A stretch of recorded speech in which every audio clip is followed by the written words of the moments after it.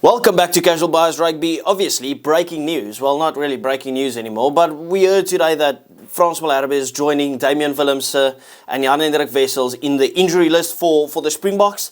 And yeah, obviously it's sad news, but I mean, it's just a chance to show some more depth, you know. You never get a team from the Springboks without a ton of injuries.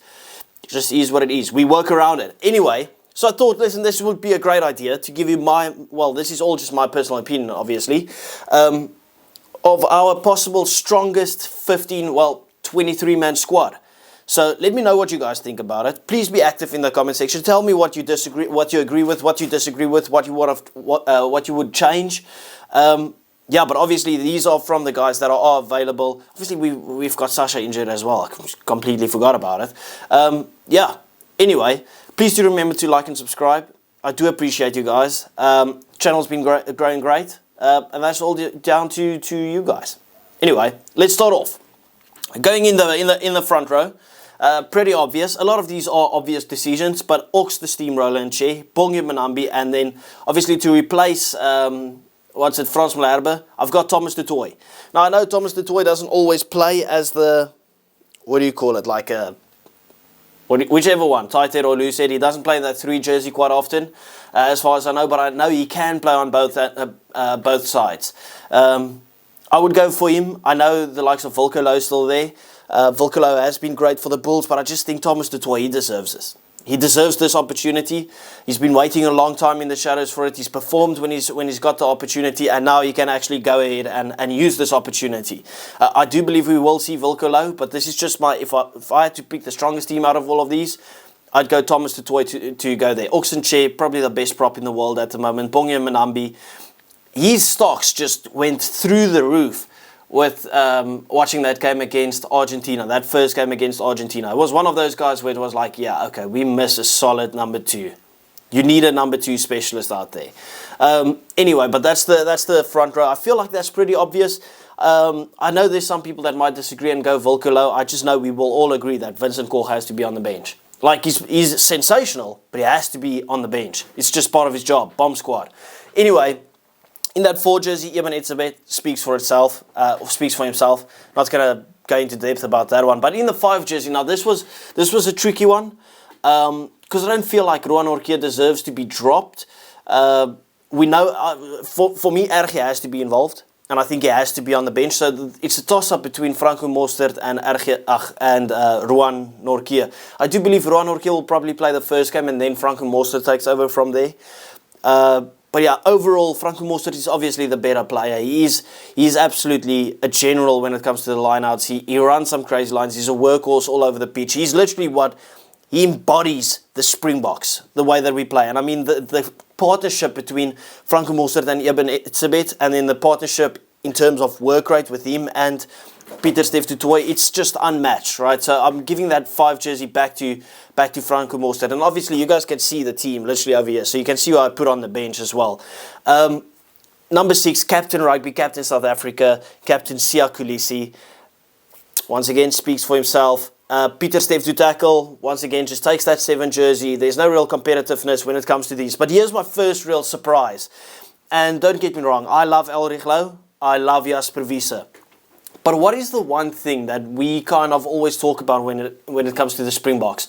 That's a lot of times why we wanted to start Kwagga Smith, why we wanted to start Malcolm Marx, or even Marco van Staden for the matter of it, right? We don't have a fetcher in the starting 15. With Cameron Hanekom there, he's a breakdown specialist. Now I know he does. I know Cameron Hanekom and Elrich Louw does a lot of the same stuff, right? But I think Cameron Hanekom is so much better at the breakdown. He's an elite jackler, and that is exactly what we need. Jasper Wiese, he can jackal, but he's not elite at it, right? Same with Elrich Louw. Cameron Hanekom is a threat all over the park, and as I said, I love those guys. It's not that I want to drop them. It's just he fills the gap. We want to talk about Rassie and how everyone has a spot and a duty in this team, like a role that they need to fill. That is kind of where I see Cameron Hanekom coming in. Like, he just feels like the missing puzzle to this whole thing, where he can be a menace at the breakdown. like, I know it's very early days, but he feels like an Ari Surveyor. He feels like the Springboks have got our own Ari Surveyor, who's just a threat with the carries, with the tackles, with the breakdown, with literally everything. He's just that good. Obviously, I could be overhyping the guy, but surely it makes sense. Surely you understand, like, if you see this guy for the Bulls at the breakdown, you cannot give him any space, any room to get over that ball, because he will be there. And I just feel like that's kind of what we missed. Anyway, going onto the back line, my 9-10 combo, I know people will hate this, but I'm a massive advocate for the guy. So I'm going Grant Williams to start. I know there's a lot of people that might go Jaden Hendrickse just because he has been playing a bit better and he can take that kicking role. But Manie Libbok looked like he changed his kicking routine for the Stormers, and I think he got a 100% record off the tee, and one was like from the touchline. Yeah, so I'm going with Manie Libbok to start with Grant Williams. I think the two of them, just imagine the pace that they can inject into the game. And then obviously you've got the big boys outside of them as well to carry the ball hard. Like, I just feel like Manie Libbok suits that Tony Brown system to a T. Obviously, I'm not saying he can't have a bad game, right? Like, he didn't play great for the Stormers when he came back now. But yeah, I just feel like this system is perfectly suited to Manie Libbok. And if he can kick well, he can change his kicking routine and he can slot a couple from anywhere on the field. I mean, why not? Why not give him that 10 jersey and tell him, listen, go crazy.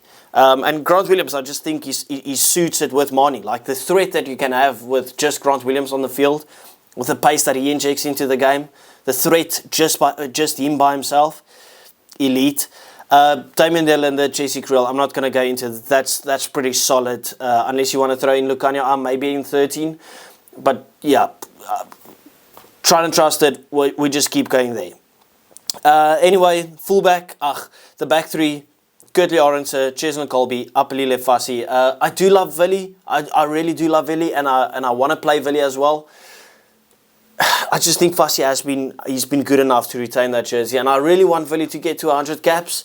It's almost a good thing that Willems is injured for Willie, because I think the workload would have been split between Willems and Fassi, especially knowing that Willems was injured for the earlier test matches. They probably wanted to see a bit more of Willems, so that does Willie a couple of favours. I think Willie at least plays one of the 3 games.